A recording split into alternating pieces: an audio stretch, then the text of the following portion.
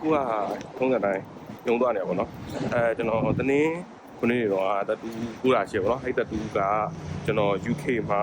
ပထမဆုံးထွက်တတူပေါ့နော်ကျွန်တော်မြန်မာနိုင်ငံမှာလည်းတတူကူတာရှိတယ်UK မှာပထမဆုံးထွက်တတူဆိုတော့မှတ်တရနေတဲ့အခါကြီးအဲ့လေးကျွန်တော်ပြန်ပြီးတော့ share လုပ်ပေးမှာဖြစ်ပါတယ်ဒါတော့ဒီကျွန်တော်တို့ထိုးတဲ့တတူဆိုင်အတွင်းဘက်ပေါ့နော်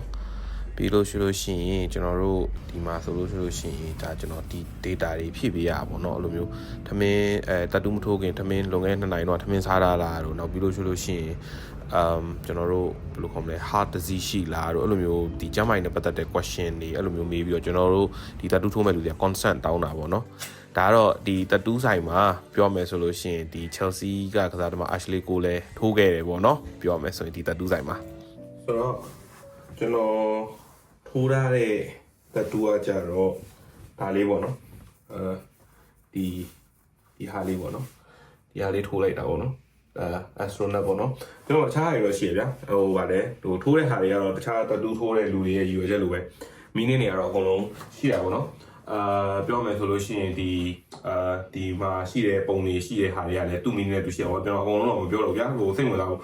ဖြစ်မှာတော့မဟုတ်ဘူးစိတ်ဝင်စားကြမှာမဟုတ်ဘူးထင်တာပဲဆိုတော့ဒီ astronaut ကတော့ကျွန်တော်ဘာလို့လဲဆိုတော့ကျွန်တော်ပြောပြနေတယ်ဗျာဘာလို့ထိုးရလဲဆိုလို့ရှိရင်ကျွန်တော်ဒီ UK ကိုထွက်လာတဲ့အချိန်မှာကျွန်တော်အဲ့လိုမျိုးဘယ်လိုခေါ်မလဲကုမ္ပဏီကောင်းတစ်ခုမှာအလုပ်ရမယ်လို့ကိုယ့်အမှန်တိုင်းပြောရင်မထင်တာဘူးပေါ့နော်ဒါပုံမှန်လေးပြောမထင်တာဘူးပုံမှန်တမန်ကရှန်ကာကုမ္ပဏီတစ်ခုမှာပဲအဲ့လိုမျိုးအလုပ်ပေးရမယ်ဆိုတဲ့ဟာမျိုးနဲ့ပဲကျွန်တော်အဲ့လိုပဲမြင်မိတာပေါ့နော်ရောက်ပြီးတော့တစ်လ2လအတွင်းမှာဘာလို့လဲဆိုတော့လှုပ်ရှားတာရမ်းခတ်တယ်ဆိုတဲ့အချိန်မှာဒါပေမဲ့အခုကျတော့ကျွန်တော်ရဲ့ဒီ challenge တွေရှိလာတာမှကျွန်တော်အများကြီးစူးစမ်းပြီးတော့ကျွန်တော်လိုချင်တဲ့ဒီ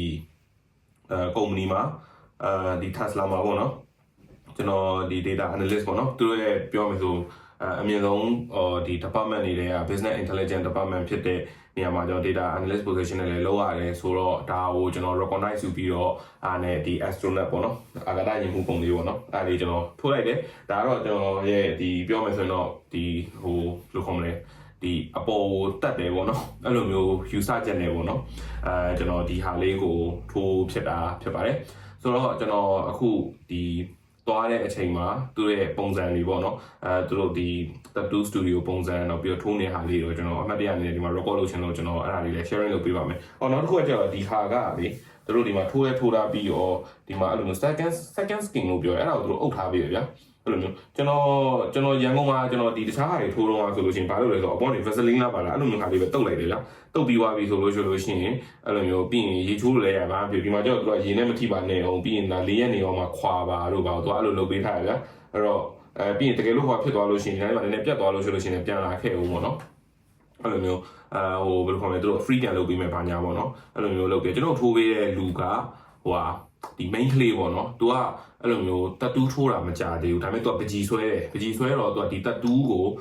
သူ့ရဲ့ကောင်လေးစီမှာသူက practice လုပ်တာအဲ့တတူး studio ကပဲအဲ့သူကကောင်လေးမှာ practice လုပ်နေသူကပို့ပြီးတော့ကျွမ်းလာပေါ့နော်သူကပကြီးလဲဆွဲရဆိုတော့သူကအရန် detail ကြားရဗျာကင်မရာထဲမှာအရန်မြင်တော့ကျွန်တော်လည်းမသိဘူးဒါပေမဲ့ဒီမှာ detail တော့တော်တော်ဘယ်လိုခေါ်မလဲလှုပ်ပေးတယ်ဗျာအဲ့လိုမျိုးဘောင်းမီတွန့်နေတာဆိုလေဘောင်းမီတွန့်နေတဲ့အရာလေးတွေပါလေအကုန်ပါတယ်ပေါ့နော်ဆိုတော့ဘယ်လိုခေါ်မလဲစေနာလည်းပါတယ်ကျွန်တော်ကဒါဘယ်လိုခေါ်မလဲထိုးတာဒီတစ်ခုထိုးတာတော်တော်ကြာတယ်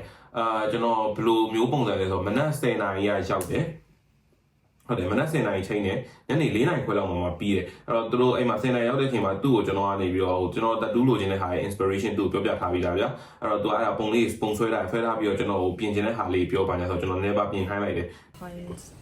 Did you want them behind the circle kind of overlapping yeah kind of like overlapping not but this one look good as well yeah but can we make it like two triangle like overlapping basically like I want the same things as you did for like the cycle and the astronaut what do you think yeah I'm just trying to get the right shape it doesn't look like the right shape yeah it doesn't look like what we want right basically yeah sometimes something looks right and sometimes that one is correct already yeah and then when you put another one it's something is a bit even if we duplicate that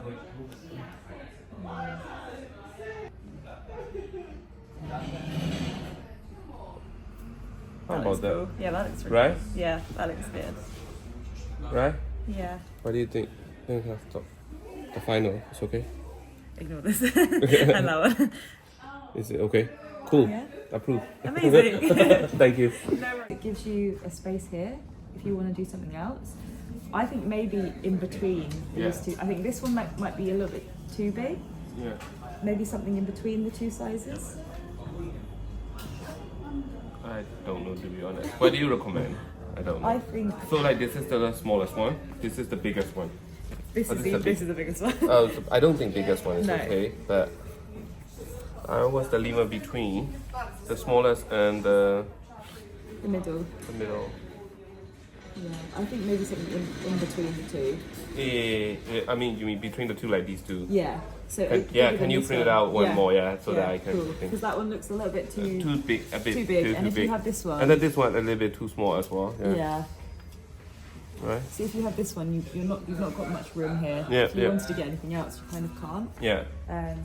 Yeah, I'll print one out in Okay. the middle. Cheers. Thank.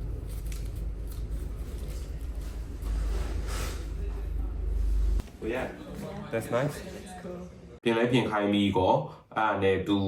ဟိုဟာဘယ်လိုခေါ်မလဲအဲ့ဒါနဲ့ကျွန်တော်17လာမသိဘူး10:45လောက်ကနေစထိုးတာပြီးတော့9 watt break ယူတယ်ပြီးတော့ဇက်လိုက်ဆက်ထိုးတယ်အားထိုးပြီးတော့ဟိုဟာတရက်လောက်ကြာပါတော့အမှန်တိုင်းပြောတော့ဒီတပုံမြန်မာနိုင်ငံမှာဆိုရင်တော့ကျွန်တော်တို့ဘယ်လိုခေါ်မလဲနှစ်ပုံလောက်ရမယ်ဗျာအဲ့ဒီအချိန်အတွင်းမှာဒီမှာတော့တရက်ထဲနဲ့တပုံအေးစစ်စစ်တေးရှာအောင်ထိုးတာပေါ့နော်အဲ့လိုမျိုးစိတ်ရှည်လက်ရှည်စိတ်ပါလက်ပါ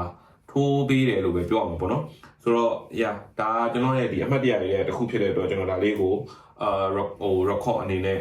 ဒီမှာကျွန်တော် channel မှာကျွန်တော်တင်ချင်လို့ပေါ့နော်နောက်နေဆက်ပြီး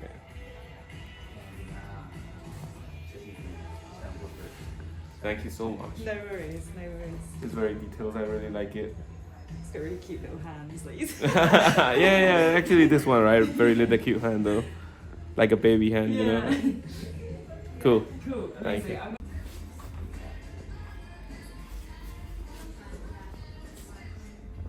I became a model now. I know. It's your photo shoot. Yeah. It's nice that it's empty because usually people have to do this when they're sitting there. Yeah. But I'm okay already because I've been doing content, right? So I told you, so it's fine. Yeah, I'm used to it. Oh, that's a little nice lens. Yeah, it polarizes the. It gets rid of the glare from this light.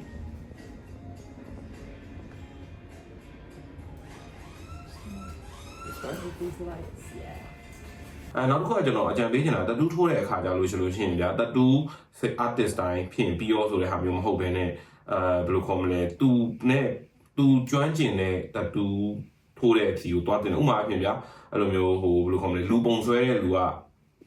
ဟိုလူပုံပိုကြီးကျွမ်းကျင်ဆွဲတတ်တယ်တိရစ္ဆာန်ပုံဆွဲလူကတိရစ္ဆာန်ပုံကျွမ်းကျင်ဆွဲတတ်တဲ့ဟာမျိုးရှိရပေါ့နော်ဒါကျွန်တော်အမြင်ပါအဲ့တော့ဟို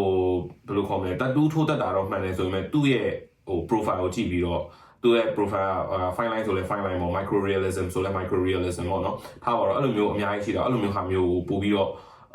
ဟိုတေချာ check ပြီးတော့တယောက်ချင်းဒီမှာထိုးပြီးတော့ collection လုပ်ချင်တယ်ဆိုရင်လုပ်တင်တယ်ပေါ့နော်ဒါကတော့ဟိုကျွန်တော်အကြံပေးရပါတိလောက်လေးyeah ပို့နောက်ပြီးတော့နောက်တစ်ခုကျတော့တတူးထိုးတဲ့အခါကျလို့ဆိုလို့ရှိရင်အဲ့လိုမျိုးအသားတွေ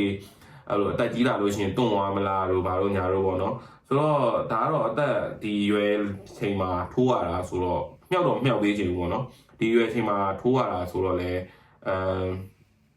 ထိုးမိနေဦးမယ်ထင်တယ်ကျွန်တော်တခြားထိုးချင်တဲ့ပုံလေးလည်းရှိသေးတယ်အဲ့တော့ကျွန်တော်အဲ့လိုတစ်လားတစ်ခါတောင်မှနှစ်လားတစ်ခါလောက်ဖြစ်အဲ့လိုမျိုးအစ်ထပ်ထည့်ဖို့plan ရှိပါတယ်ဒါကတော့ကျွန်တော် UK မှာပထမဆုံးတတူပါဒါကတော့ကျွန်တော်တတူထိုးခဲ့တဲ့ဟာကိုအမှတ်တရအနေနဲ့တင်ထားတာဖြစ်ပါတယ်ဒီဒီကြည့်ပေးကြတဲ့လူတွေအားလုံးကျေးဇူးအများကြီးတင်ပါတယ်ဆိုတော့အားလုံးပဲထုံးစံအတိုင်း see you in the next one ပါ bye bye